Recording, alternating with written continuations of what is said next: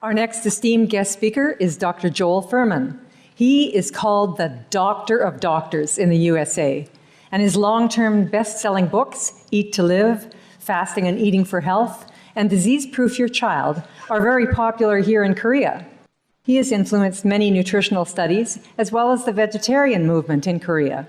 And when we invited Dr. Fuhrman to speak, he said he was very happy to connect with Korean people. Let's now hear from Dr. Joel Fuhrman. Greetings to the beautiful Jeju Island and the Honorable Governor and officials, the Honorable Guest, Supreme Master Ching Hai, the representative NGOs, parents, teachers, students, and other participants. I'm so happy to be here. I'd like to talk to you today about what an impact nutritional excellence can make for you and people around the world. We can win the war against disease, we can have healthier nations and a healthier South Korea. Right now, we are spreading American fast food companies and processed foods are spreading all over the world. And people are becoming more overweight, more obese, having more heart attacks, more diabetes, more strokes, and even more cancer. The good news is that nutritional science has advanced to the point where we can have people not have heart attacks. We can win the war against cancer. We can stop people from having strokes. And as they become more elderly, they don't have to become demented in their later years. And have healthy populations with low medical costs, with a dramatically more successful and happier population without the fear of these diseases. And what we've learned, the secrets that we've learned to protect ourselves, have to do with nutrients. And there are two types of nutrients. There are macronutrients, and the macronutrients contain calories, and those are called fat, carbohydrate, and protein. And if you eat too many macronutrients, too much fat, too much carbohydrate, and too much protein, we can become overweight, and we can promote aging and promote heart attacks and strokes. Now, food also contains micronutrients, and micronutrients do not contain calories. They're things like vitamins and minerals and phytochemicals. About 80 years ago, in 1930, scientists first discovered 14 vitamins and about 20 different minerals, and everybody said, wow, this is great. We can help people live longer and help people be much healthier. And what happened between 1935 and 2005 is that heart attack rates went up all over the world, stroke rates went up, and cancer rates went up every single year for 70 years straight. We didn't realize until about 15 years ago that the third type of micronutrients, called phytochemicals, were missing, because the third type of micronutrients, called phytochemicals, are not found in processed foods, and they're not found in animal products, but they're found in fruits and vegetables. So when we thought that we could take processed foods and add a few vitamins and minerals to it, or take a vitamin supplement and think we're getting enough, we were mistaken. Because now we know that every tomato has 1,000 different nutrients in it. Every head of cabbage, every piece of lettuce, every cucumber, every bean or berry or sprout has hundreds, even thousands of nutrients that are so important to protect our precious health. So if we sum up what we've learned in the last 15 years in the field of nutritional science, we've realized that we have to eat a diet that's very high in nutrients, very high in micronutrients, including not just the ones we discovered 70 years ago, but all the new nutrients that we're discovering, all the new findings, that full symphony of nutrients we're finding that exists in natural fruits and vegetables, beans, nuts, and seeds. So the first thing I'm saying here, I'm making the point that as a nation, countries all over the world have made tremendous mistakes as far as protecting the health of their population. The mistake we made is we thought that we could eat anything. We could eat white flour, we could eat bread, we could eat pasta, we could eat sugar, we could drink soda all day. It doesn't have to be high in micronutrients, and then we could just take a vitamin pill and be okay. And we found out it doesn't work. We actually have to eat real food.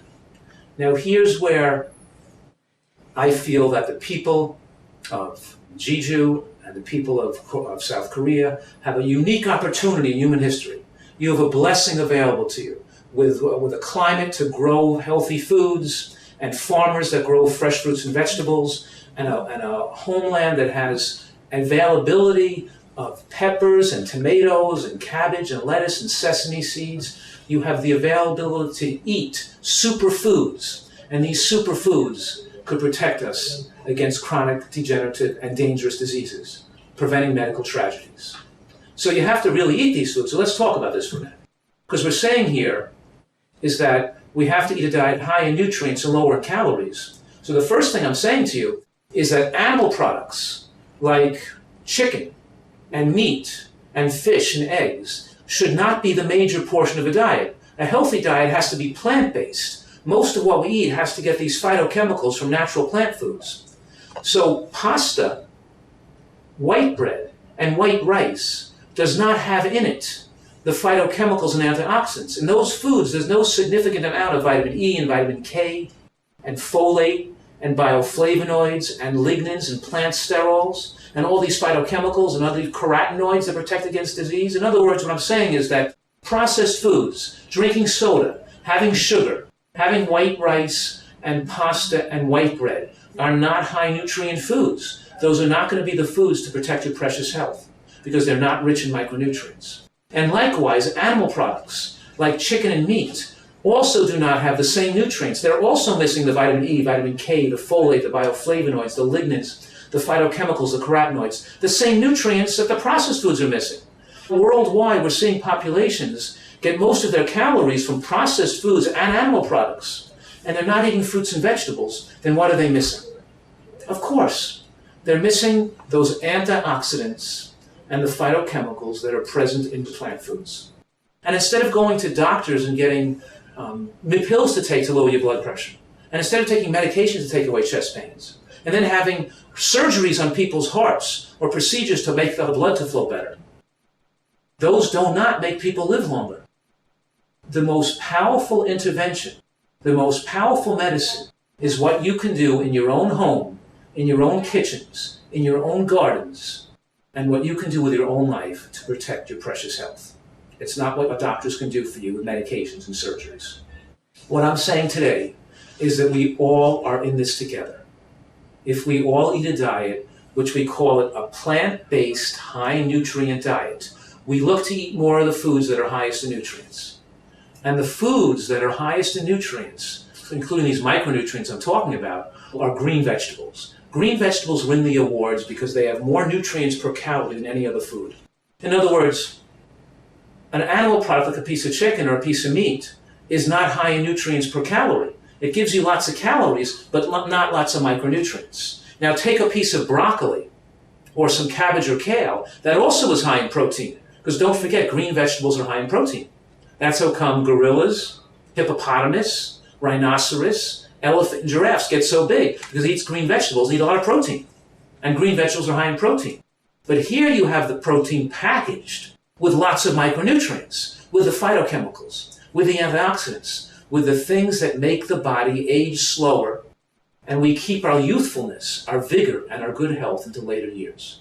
And if we look at the healthiest people around the whole world, and the pockets of civilization where people live the longest, it's always the people that eat the most vegetables live the longest.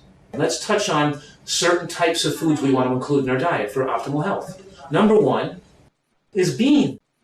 Beans like kidney beans, navy beans, lentils, split peas. Beans have something in them called resistant starch. And resistant starch doesn't raise the glucose level. It's broken down by bacteria in the colon. And the bacteria in the colon change the resistant starch into short-chain fatty acids. And those fatty acids protect us against colon cancer. Beans promote weight loss, they give us energy, they're high in protein, and they protect us against cancer, and they're linked in the scientific studies to an enhancement of longevity in elderly people. Number two, green vegetables. To be on a healthy diet, we have to eat some raw vegetables and some cooked vegetables. We have to eat green vegetables. Lettuce, salad, cucumbers, cabbage, the broccoli family, all those green vegetables have specific compounds that have been shown to protect against breast cancer, prostate cancer, colon cancer, and of course heart attacks and strokes. They're longevity-producing foods. If we mix the greens and the beans now with nuts and seeds, right? Almonds, cashews, sesame seeds, sunflower seeds, they have almost magical superfoods, protective compounds that prevent against cardiac arrhythmias, irregular heartbeats. They lower your cholesterol. They make people live longer. They prevent sudden cardiac death. They stabilize the brain. And the healthy fats in seeds and nuts increase the absorption of nutrients from the vegetables and the beans. They also make the protein very complete. So it's not about just eating less fat. It's eating about more of the whole food healthy fats from nuts and seeds. Now, nuts and seeds contain a special compound called plant sterols. And these sterols have been shown to lower cholesterol level and protect against heart attacks. But they also have a dramatic effect to protect against cancer as well. So what I do is we take some sesame seeds and maybe we'll mix it with an orange and make a dressing or a dip to put on a salad, right? Or we'll throw some seeds and nuts with some tomato sauce and we'll make a dressing, we'll make some kind of dressing or a sauce. In other words, using nuts and seeds as part of your dressings and dips is a very important part of excellent nutrition. Last, fresh fruit like oranges and berries and kiwis also contains various compounds, phenols and anthocyanins, special compounds that protect against various cancers and are important for good health.